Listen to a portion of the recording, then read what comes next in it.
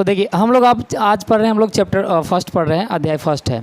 ये हम लोग कोशिश करेंगे कि आपने जितना भी किताब पढ़ा है ना उसकी ज़रूरत ही ना पड़े, समझ रहे हैं। सिर्फ आप लोग ध्यान दीजिएगा तो ये ऑटोमेटिकली ये पूरा आपको याद हो जाएगा। सिर्फ सोचने की ज़रूरत है, समझ रहे हैं ना। अब देखिए हम लोगों को पढ़ना है हम अतीत के बारे में क्या जान सकते हैं, ये हमारा पहला पॉइंट है, समझ रहे हैं। अब अगर आप इस पर अगर विचार करें तो किताब की जितनी भी लाइनें हैं वो सब आपको याद हो जाएंगे, समझ रहे। सिर्फ सोचने वाली बात है। हम अतीत के बारे में क्या जान सकते हैं, अगर इस पे अगर सवाल करें तो क्या क्या जान सकते हैं, समझ रहे। तो अगर इसको जानना है तो सबसे पहले जानने के लिए सबसे सिंपल सा उपाय है, क्या करें आप, अभी के जो आपका जीवन यापन है, अभी का जीने का जो इंसान का तौर तरीका है वो, और पहले के जो लोग थे उन लोगों का जीने का तौर तरीका क्या था, इस दोनों के बीच में आप अंतर निकालिए तो पूरा लाइन आपको ऑटोमेटिकली याद हो जाएगा, समझ रहे हैं। सपोज दैट अभी आप क्या खाते हैं, यहाँ से अंतर निकालिए पहले के लोग क्या खाते थे, सिंपल सी बात है। अभी आप क्या पहनते हैं, जबकि अभी तकनीकी बहुत सारा निकल चुका है, तरह तरह के कपड़े हैं हमारे लिए। पहले उस तरह का तकनीकी नहीं था, वो फैक्ट्री नहीं था, वो मशीन नहीं था, तो आखिर पहले के लोग क्या पहनते थे, समझ सकते हैं। ये सारा जो लाइन आ रहा है वो ऑटोमेटिकली आपको याद हो सकता है, समझ रहे हैं ना। सिर्फ आप अपने ऊपर सोचें, अपने ऊपर विचार करें तो किताब की बात ऐसी याद हो जाएगा, समझ रहे हैं ना। सब कहता है कि एनसीईआरटी याद नहीं होता है, क्या एनसीईआरटी याद नहीं होता है। उसके बाद अभी आप महलों में रहते हैं, समझ रहे हैं ना, क्योंकि अभी विकास ज़्यादा हो गया है, मापन पैमाना सबका खोज हो चुका है। पहले ये सबका विकास नहीं हुआ था। तो पहले लोग कैसे घर बनाते थे, किस तरह के घरों में रहते थे, है कि नहीं। अभी आप जीने के लिए और क्या क्या करते हैं, आपकी क्रियाकलाप क्या है। जैसे कि अभी आप खेती करते हैं, है कि नहीं, लोग व्यापार करते हैं। आखिर पहले के लोग व्यापार कैसा करते थे, है कि नहीं। अभी तरह तरह के लोग संगीत गाते हैं, पहले के लोग किस तरह का संगीत गाते थे। अभी के जो बच्चे हैं वो क्रिकेट खेलते हैं, फुटबॉल खेलते हैं, और नहीं तो कुछ गेम खेलते हैं।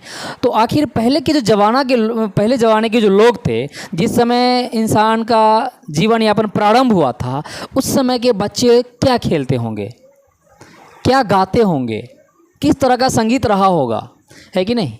ये सारी बातें अगर आप अपने ऊपर विचार करें ना तो आपका एनसीईआरटी का जो पहला पॉइंट है ये द एंड, समझे।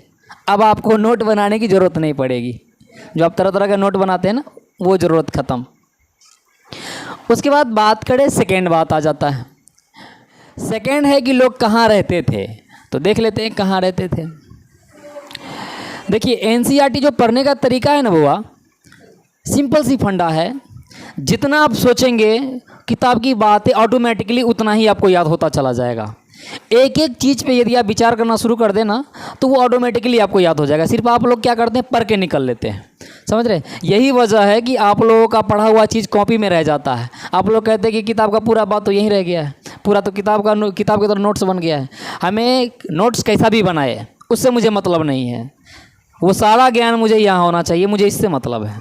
चाहे आप नोट्स जैसा बनाएं, है कि नहीं, ज्ञान में भेजा में होना चाहिए। चलिए तो हम सेकेंड हमारा जो वो है कि लोग कहाँ रहते थे।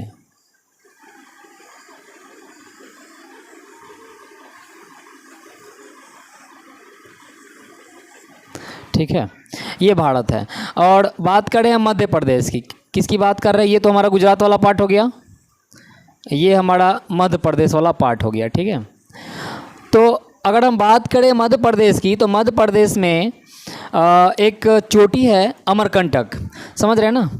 दो पहाड़ियाँ हैं मध्य प्रदेश में। देखिए ये मध्य प्रदेश हो गया, ये आपका यहाँ से अगर ले ले तो ये लगभग उत्तर प्रदेश हो गया, समझ रहे हैं ना। ये बिहार हो गया, तो और ये झारखंड हो गया। तो देखिए, और ये राजस्थान वाला पार्ट हो गया, ये पार्ट यहाँ आ जाएगा, ये राजस्थान हो जाएगा। चलिए हम लोग तो एक जो हमारा पर्वत श्रृंखला है, एक है विंध्याचल पर्वत, ठीक है ना। ये विंध्याचल पर्वत जिसको विभाजक रेखा के भी नाम से जानते हैं, एक है सतपुरा पर्वत, और दोनों मध्य प्रदेश में ही है। अगर विंध्याचल पर्वत की बात करें तो विंध्याचल पर्वत की 3 श्रृंखला है। एक की बात करें तो एक है हमारा भारनेट की पहाड़ी, ये भारनेट की पहाड़ी मध्य प्रदेश से लेकर के और उत्तर प्रदेश तक जाता है। दूसरा है कैमूर की पहाड़ी, ये विंध्याचल पर्वत का ही पार्ट है और ये उत्तर प्रदेश और बिहार को टच करता है, ठीक है। और विंध्याचल पर्वत का ही एक और पार्ट है जिसको बोलते हैं पारसनाथ। क्या बोलते हैं? पारसनाथ की पहाड़ी, और ये कहाँ है? झारखंड में। हम लोग बोलते हैं भारनेट की पहाड़ी। ये विंध्याचल पर्वत का जो है उसकी श्रृंखला है, समझ रहे हैं ना। ये जो है आपसे कभी पूछ देगा कि कैमूर की पहाड़ी कहाँ से कहाँ तक फैला हुआ है, तो ये उत्तर प्रदेश से लेकर के बिहार तक है, समझ रहे हैं ना। आपसे पूछ देगा कि पारसनाथ निम्नलिखित में से किन पर्वत श्रृंखला का पार्ट है, तो ये पारसनाथ किसकी है? विंध्याचल पर्वत का पार्ट है। उसके बाद बात करें हम, मध्य प्रदेश में ही है एक सतपुरा पर्वत। सतपुरा पर्वत की भी श्रृंखला है, जिसमें बात करें तो हमारा एक है राजपीपला की पहाड़ी। क्या है? राजपीपला की पहाड़ी है। दूसरा है महादेव श्रेणी और तीसरा है मैकाल श्रेणी, समझ रहे हैं।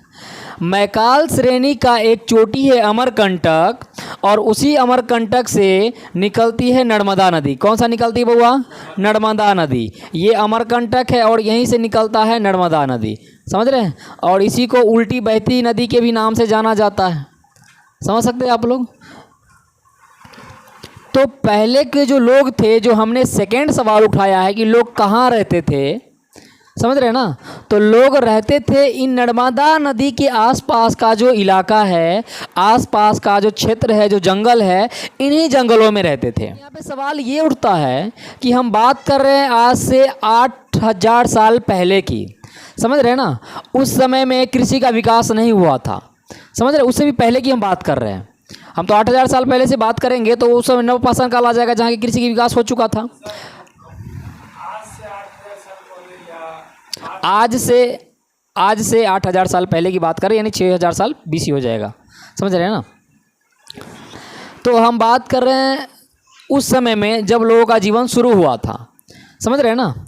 उस समय की बात कर रहे हैं। तो उस समय लोग रहते कहाँ थे? इन नर्मदा नदी के आसपास का जो क्षेत्र है, इन्हीं क्षेत्रों में रहते थे, इन्हीं जंगलों में रहते थे। अब सवाल ये उठ रहा है कि इन्हीं जंगलों में रहते थे तो उस समय कृषि का विकास हुआ नहीं था, अनाज था नहीं, तो आप बताइए लोग क्या खाते होंगे? जंगल में रहते थे तो जंगल में जो पेड़ पौधे हैं, जो उसे फल फूल है, कंद मूल है, वही खाते होंगे। इसके अलावा जो जंगल में जानवर वगैरह है उसको मार के खाते होंगे। इसका तात्पर्य ये हुआ कि उस समय के लोग शिकारी थे, शिकार करते थे, और शिकारी को आखेटक कहते हैं और शिकार को आखेट कहते हैं। मतलब ये हुआ कि उस समय के लोग क्या थे? आखेटक थे, है कि नहीं। तो हमारा दूसरा सवाल भी हो गया क्लियर, समझ रहे। दूसरा सवाल कहता है लोग कहाँ रहते थे? नर्मदा नदी के आसपास के एरिया और जंगलों में रहते थे, और चूंकि उस समय कृषि का विकास नहीं हुआ था, अनाज था नहीं, तो आखिर खाते क्या थे? तो भाई फल फूल जो मिलेगा वही ना खाएगा, तो फल फूल खाते थे। जो छोटे मोटे जानवर है उसको मार के खाते थे, मतलब कि लोग शिकारी थे, है कि नहीं। तो शिकारी को क्या कहा गया था? आखेटक, है कि नहीं। इसका मतलब हम ये कह सकते हैं कि पहले के लोग आखेटक थे। तो आपका ये क्लियर हो गया क्या? इसको याद रखना बहुत आसान है। अभी का जो जीवन का तौर तरीका है और उस समय का जो जीवन का तौर तरीका रहा होगा, दोनों में कंपेयर कीजिए, आपको इसका पूरा पॉइंट आपको याद हो जाएगा, किताब देखने की ज़रूरत ही नहीं पड़ेगी। ओके। दूसरा है लोग कहाँ रहते थे। मैंने बताया कि लोग उस समय प्रारंभिक जब जीवन शुरू हुआ था उस समय लोग नर्मदा नदी के आसपास के एरिया में रहते थे, और चूंकि उस समय कृषि का विकास नहीं हुआ था तो क्या खाते थे? सवाल तो ये उठ रहा है ना, अगर अनाज नहीं है तो खाते क्या थे भाई? तो जो मिलेगा वही खाएगा। तो पेड़ पौधा था, प्राकृतिक पेड़ पौधा था, उससे जो फल फूल मिलता था वो खाते थे, और जो जंगलों में जानवर रहते थे उसको मार कर खाते थे। मतलब लोग शिकार करते थे। तो शिकार को आखेट कहा गया है और शिकार करने वाला को आखेटक कहा गया है। तात्पर्य ये हुआ कि उस समय के लोग आखेटक थे, है कि नहीं। ये बात समझ में आ गई? ये समझ में आ गई, ये समझ में